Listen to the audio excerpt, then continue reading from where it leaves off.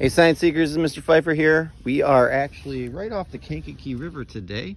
But today's episode is more about cosmology than anything. And that is because we're talking about our dog Hubble. You can see he's grown up a bit. But his name is Hubble because he is named after Edwin Hubble, who is a very famous astronomer, cosmologist, scientist.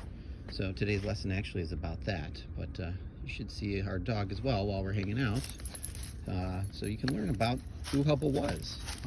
There is a giant telescope named the Hubble Telescope, and that is an important telescope.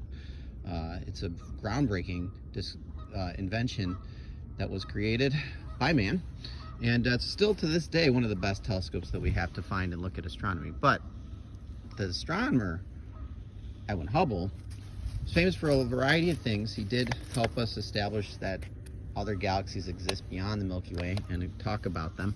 But he also, most importantly, helped discover evidence for the Big Bang Theory.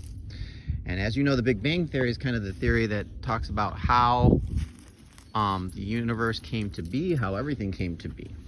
And there's two pieces of evidence to kind of support that theory. One is cosmic background radiation.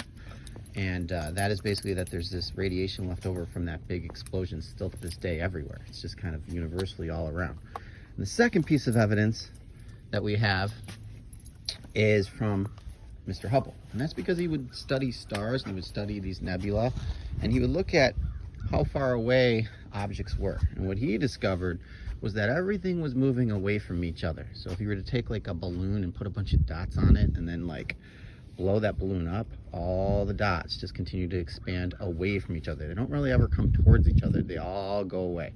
And because they were all going away, he realized that that explosion, which was created a very long time ago, continued to push all these objects away, even entire galaxies and Milky Way, etc.